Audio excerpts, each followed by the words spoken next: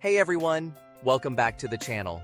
In this guide, we'll walk through the steps to design and implement a chat screen using the Ionic design kit.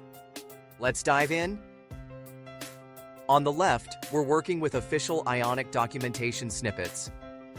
In the center, you'll see a custom layout built with the Ionic design kit. And on the right, a phone emulator shows the real-time results of our code. Pause the video anytime if you need to catch the details. If you're building an app with the Ionic framework, the Ionic design kit can save you a ton of time. It's packed with pre-made components, so designers can just drag and drop elements instead of starting from scratch. And for developers, no complex coding.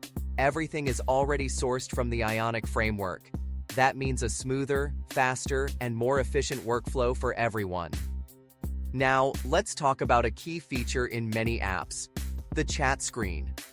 Whether you're building a messaging app, a customer support tool, or a team collaboration platform, this screen is essential.